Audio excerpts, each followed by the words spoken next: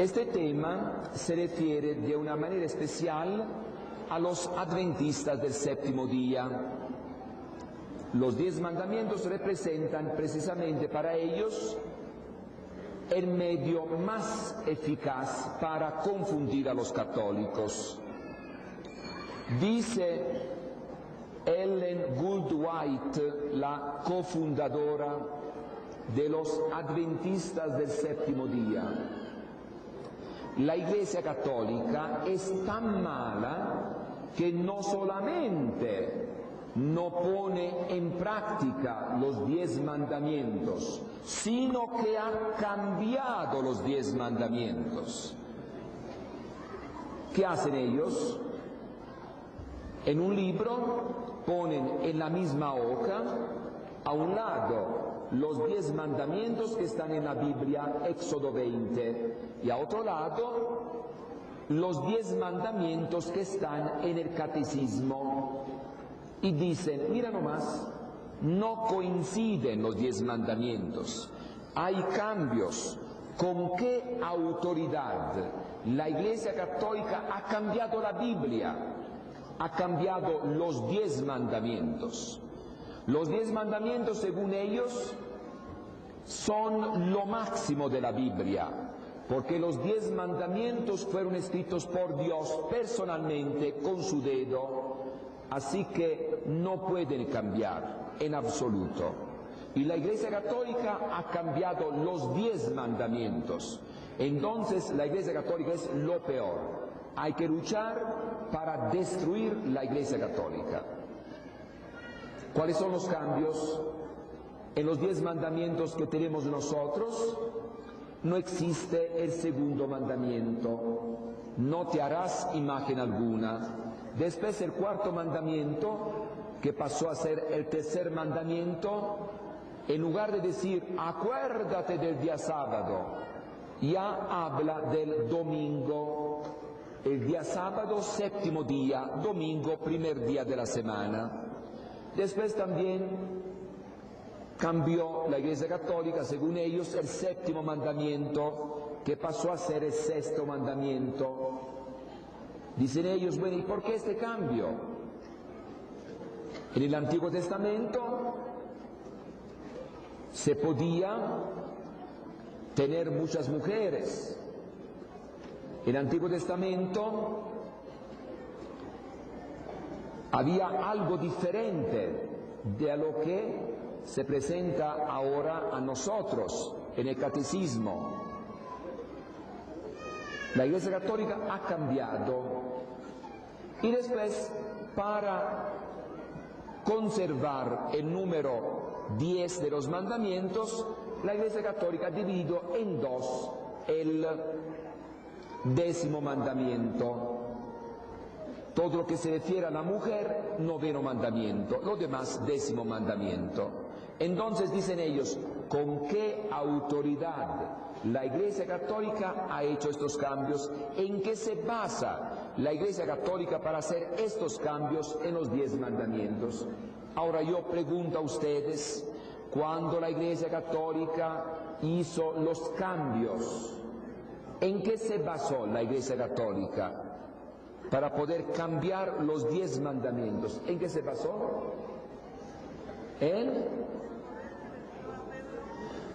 Antes que nada el poder quedó a Pedro, pero ¿qué más? Se basó en el Nuevo Testamento, porque los 10 mandamientos, Éxodo 20, son Antiguo Testamento, y como todo el Antiguo Testamento, también los 10 mandamientos son imperfectos. La perfección está en el Nuevo Testamento.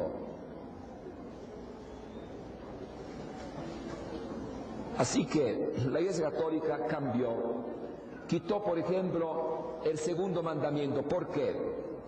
Porque ya en el primer mandamiento se aclara que hay un solo Dios. Evidentemente, si hay un solo Dios, no podemos tener ídolos. El segundo mandamiento prohíbe los ídolos. Hay un solo Dios. Entonces, no existen otros dioses, pero ya está en el primer mandamiento, y por eso la Iglesia Católica quita lo que se refiere al segundo mandamiento, que no es nada más que la explicación del primer mandamiento. Yo soy Yahvé tu Dios, que te sacó de Egipto, país de la esclavitud. No tendrás otros dioses fuera de mí. No tendrás otros dioses fuera de mí. Hablando después de imágenes, estatuas consideradas como dioses, no se trata nada más que de una explicación de lo que está ya en el primer mandamiento. De hecho, en el Nuevo Testamento nunca se prohíben las estatuas, las imágenes. Después, el cuarto mandamiento: acuérdate del día sábado. Iglesia Católica, domingo, no el séptimo día, sino el primer día de la semana. ¿Y por qué? Dicen ellos, Jesús guardó el sábado. Claro, porque Jesús vivió bajo la ley de Moisés. El Nuevo Testamento empezó no con el nacimiento de Jesús, sino con la muerte de Jesús. Y por eso Jesús fue circuncidado, cada año iba a Jerusalén para las fiestas de la Pascua. Jesús guardó todo el Antiguo Testamento, pero al mismo tiempo anunció la nueva ley. Quiso que el Antiguo Testamento llegara a la perfección, precisamente en el Nuevo Testamento. En Mateo capítulo 5 se dice, antiguamente se dijo, ojo por ojo, diente por diente, pero yo les digo, y cambia, muchos cambios. Dicen ellos, pero también los apóstoles guardaron el sábado. No. Si en alguna ocasión los apóstoles el sábado fueron a la sinagoga, no fueron para celebrar la cena del Señor. Fueron a la sinagoga solamente para dialogar con los judíos, sabiendo que los judíos se reunían el día sábado, el séptimo día, ellos iban para dialogar, pero no hacían la cena del Señor, la fracción del pan, solamente para dialogar, nada más. Había la costumbre que cuando un judío llegaba a alguna comunidad, le daban la palabra. A ver, tú que vienes de allá de Jerusalén, ¿qué nos cuentas? Las últimas noticias. Y entonces el judío platicaba a la comunidad en la sinagoga el sábado. Y entonces San Pablo aprovechaba para hablar de Jesús el sábado en la sinagoga, porque si iba el domingo no los encontraba. Pero la cena del Señor se hacía siempre el primer día de la semana. Hechos capítulo 20, versículo 7. Siendo el día primero de la semana, nos reunimos para la fracción del pan. El día primero de la semana, fracción del pan. Primera carta de San Pablo a los Corintios, capítulo 16, versículo 2. Todos los domingos reúnan lo que pudieron apartar para mandarlo a Jerusalén. Entonces, los primeros cristianos se reunían el día primero de la semana, no el séptimo día, que este día se llamó después domingo, día del Señor. En el Antiguo Testamento no existía el domingo, el día del Señor, domingo, la palabra domingo, no. En el Nuevo Testamento aparece la palabra domingo, día del Señor. ¿Y cuál es este domingo? ¿El séptimo día? No, el día primero de la semana, el día del Señor. ¿Quién es el Señor? Jesús. Jesús resucitó el día primero de la semana. Jesús mandó el Espíritu Santo el día primero de la semana. Así que el día primero de la semana hubo muchos grandes acontecimientos y por eso los primeros cristianos dejaron el sábado y empezaron a guardar el día primero de la semana, que se llamó domingo. Dicen los adventistas, ustedes católicos son idólatras porque guardan un día consagrado a los ídolos. No, porque según el sistema de los romanos, todos los días de la semana estaban consagrados a algún dios.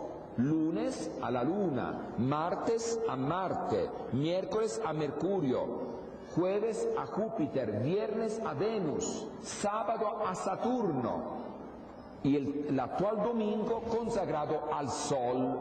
Así que si nosotros que guardamos el domingo, que según los romanos estaba consagrado al Sol, también ellos son paganos, porque ellos guardan el sábado consagrado a Saturno.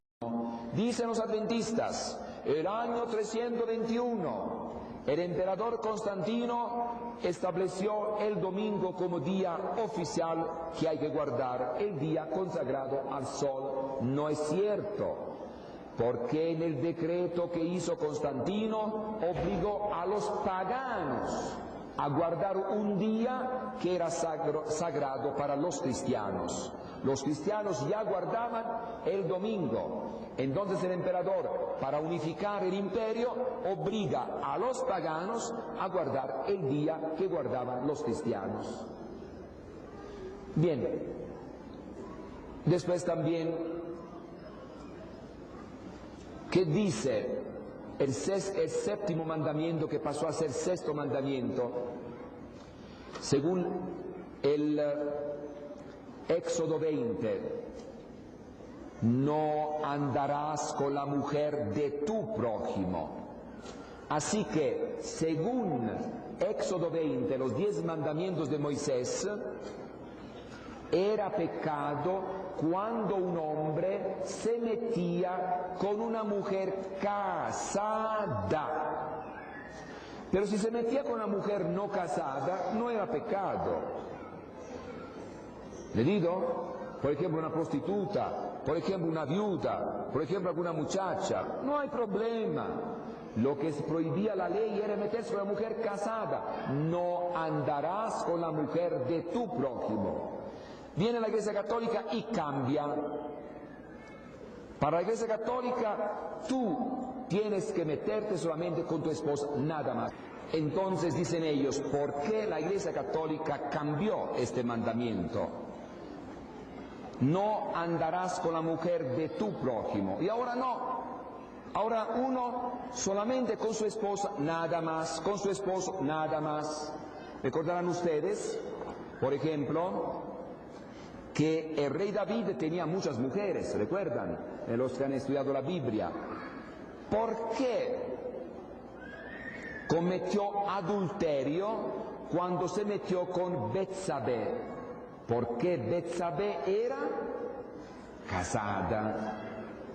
Si se hubiera metido con otra mujer no casada, una viuda, no había problema, o una muchacha, no había problema, tanto que él tenía muchas mujeres.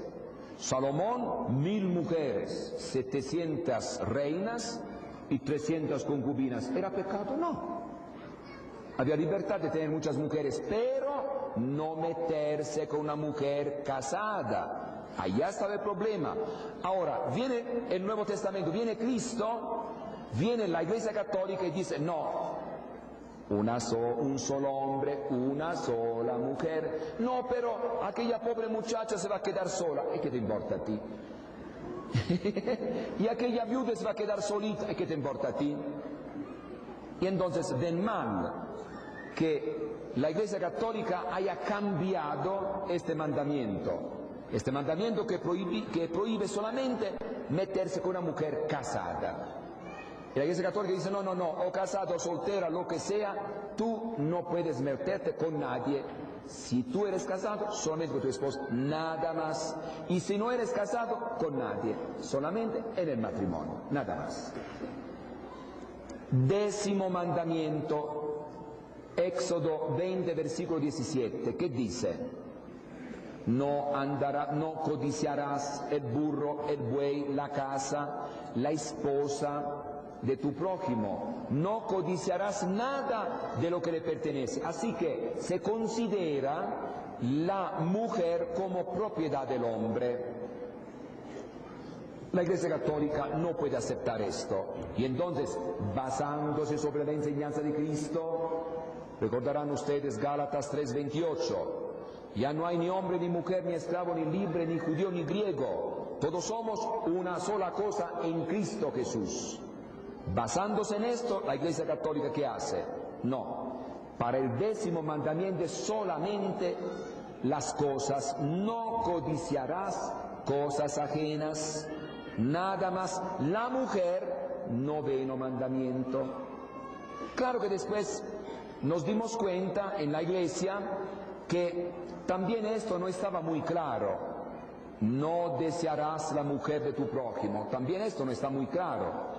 Porque entonces uno hace el examen de conciencia y empieza a meditar qué pecados yo he hecho. A ver, primer mandamiento, segundo, tercer, 9º mandamiento, no desearás la mujer de tu prójimo. Sí, efectivamente, yo alguna vez he deseado la mujer del prójimo. Me acuso, Padre, me acuso de haber deseado la mujer del prójimo.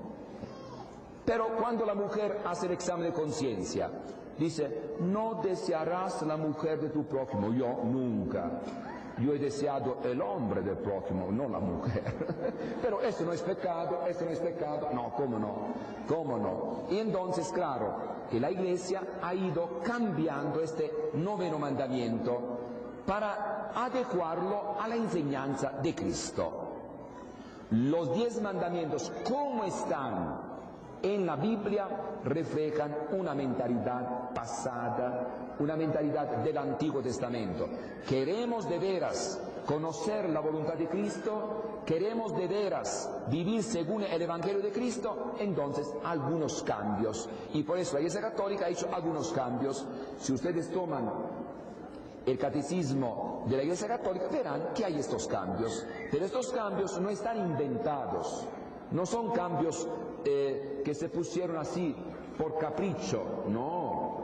Fueron cambios exigidos precisamente por el Nuevo Testamento, por el Evangelio de Cristo, que interioriza, supera el Antiguo Testamento, que lleva a la perfección el Antiguo Testamento. Así que los 10 mandamientos que nosotros tenemos en la Biblia, que tenemos en el catecismo, son algo diferentes de los 10 mandamientos que están en la Biblia, pero diferentes, pero siempre basándose en el Nuevo Testamento. No son cambios inventados. Los que tengan el libro Catolicismo, Protestantismo, página 83.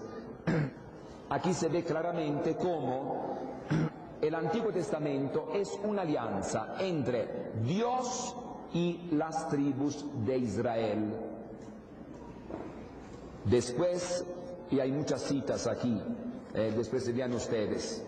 Después ya los profetas anuncian una nueva alianza. Jeremías 31:31. Verrá el día en el cual se hará una nueva alianza. Una alianza no escrita sobre tablas de piedra, sino escrita en el corazón del hombre.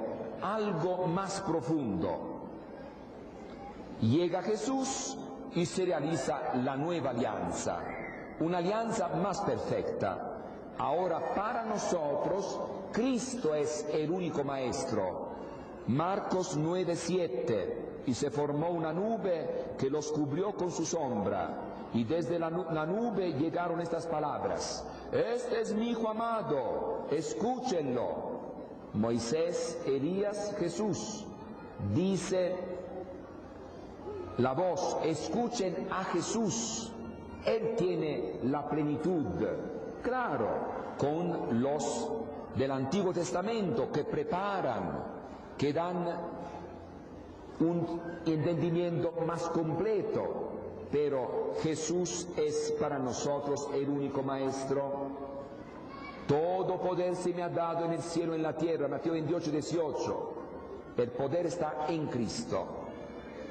Yo soy el camino, la verdad y la vida. Nadie va al Padre sino por mí. Juan 14:6. Cristo es la plenitud, Cristo es el gran camino. El que conoce mis mandamientos y los guarda, este es el que me ama.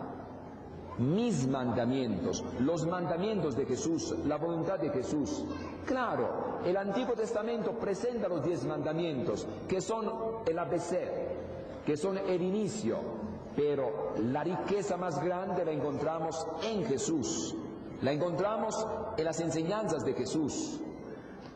Si guardan mis mandamientos, permanecerán en mi amor, así como yo permanezco en el amor de mi Padre, guardando sus mandatos. Juan 15:10, dicen los adventistas, mira, Jesús guardaba los 10 mandamientos. Calma, aquí cuando se dice mandatos no dice los 10 mandamientos, porque se menciona en el Antiguo Testamento los 10 mandamientos muchas veces. En el Nuevo Testamento nunca Jesús menciona los 10 mandamientos, menciona algunos mandamientos, pero nunca dice estos son y ya. No, Jesús viene a enriquecer, a profundizar, a dar la plenitud, y por eso presenta ciertas normas todavía más profundas. El que come mi carne y bebe mi sangre, él tendrá la vida eterna. Yo le resucitaré el último día. Vayan por todo el mundo y prediquen el Evangelio a toda criatura. Ahí está la voluntad de Cristo. Bien, estas ideas son muy importantes para no dejarnos confundir por los adventistas del séptimo día.